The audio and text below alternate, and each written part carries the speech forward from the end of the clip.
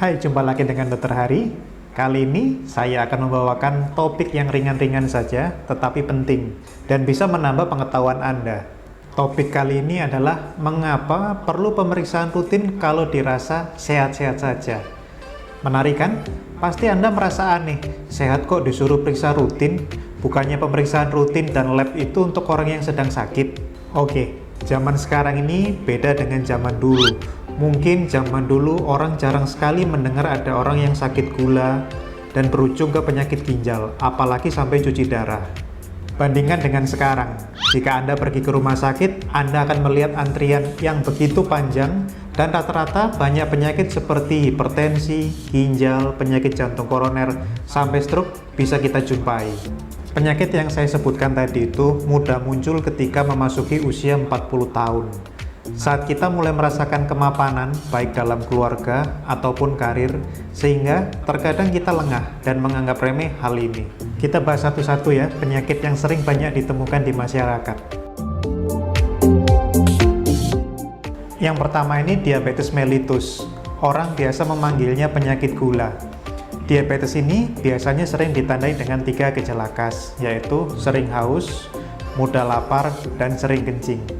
Nah, untuk yang ingin tahu lebih lengkap tentang penyakit diabetes ini, bisa dicek di video sebelumnya yang membahas khusus tentang penyakit diabetes. Link videonya saya taruh di bawah. Pengalaman saya bekerja di rumah sakit, banyak pasien kadang baru mengetahui kalau ada penyakit gula. Itu secara tidak sengaja.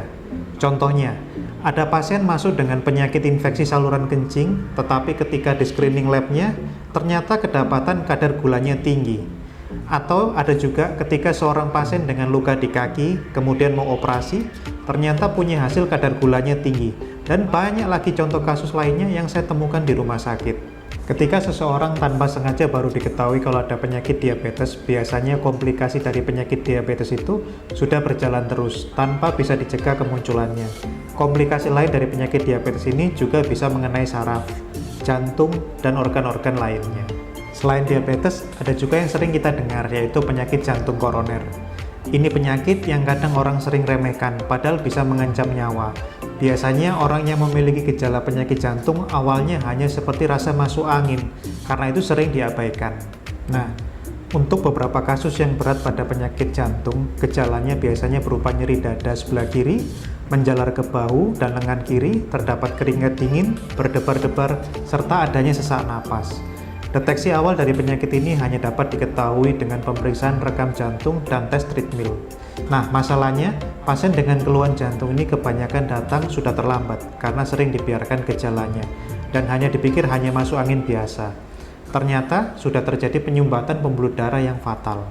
Maka dari itu jangan heran penyakit jantung ini sering dikenal dengan silent killer. Berikutnya, tidak sedikit juga saya menemukan pasien-pasien dengan hipertensi, namun tidak pernah mengalami keluhan yang spesifik seperti sakit kepala, mudah lelah, pusing saat tekanan darahnya meninggi. Malah seringkali pasien yang datang itu karena keluhan lain, seperti contohnya batuk, pilek, dan sakit lainnya. Namun ketika dokter mengukur tekanan darah, baru ketahuan bahwa tekanan darahnya lagi tinggi.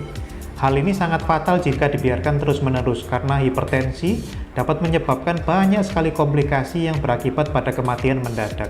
Bagaimana dengan penyakit gagal ginjal kronik? Penyakit yang biasanya menyebabkan pasien sampai harus cuci darah. Penyakit ini bersifat progresif atau berkelanjutan. Penyakit ginjal muncul akibat diabetes mellitus yang lama tidak terkendali ataupun hipertensi yang tidak terkontrol dengan baik. Tanda-tanda seseorang yang dinyatakan sakit ginjal apabila didapatkan pada pemeriksaan darah, kadar urium dan kreatininnya yang meningkat dari kadar normalnya. Selain itu, didapatkan juga anemia. Kadang ada juga keluhan seperti mual, gatal, serta produksi kencing yang dirasa makin lama makin sedikit. Nah, tadi kita udah berbicara tentang diabetes mellitus, hipertensi, penyakit jantung, dan penyakit ginjal. Sekarang kita akan berbicara tentang stroke. Ya, stroke ini terjadi akibat pecahnya pembuluh darah atau adanya sumbatan di pembuluh darah otak. Penyakit ini biasanya muncul pada pasien-pasien yang memiliki riwayat hipertensi, diabetes mellitus, kolesterol tinggi, merokok, hingga kegemukan. Penyakit seperti diabetes mellitus, kolesterol, darah tinggi, kegemukan, dan merokok itu seperti lingkaran setan. Semua saling berkaitan.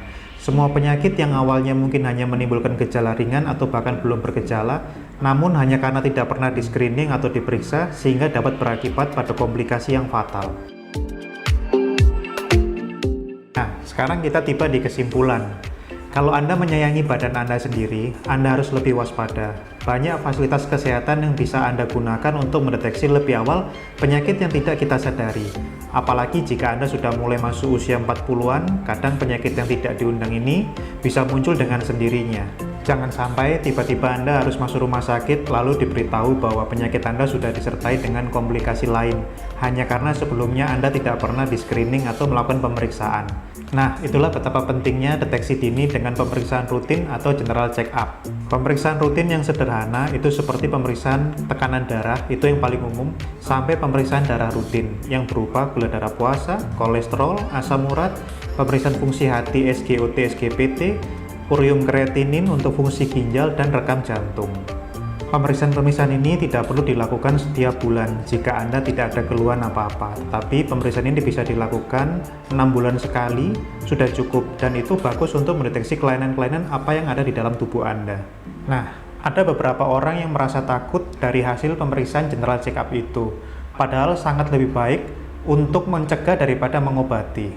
Jika Anda sudah memeriksa hasil lab Anda bisa membawanya ke dokter dan mencoba berkonsultasi apakah ada kelainan dari hasil-hasil tersebut dan mendapatkan informasi yang benar serta penanganan yang tepat.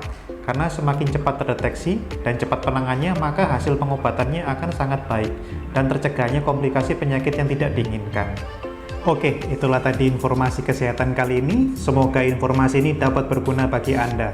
Kalau Anda suka dengan video ini, jangan lupa like dan subscribe, serta tunggu info kesehatan selanjutnya di channel ini. Terima kasih dan sampai jumpa.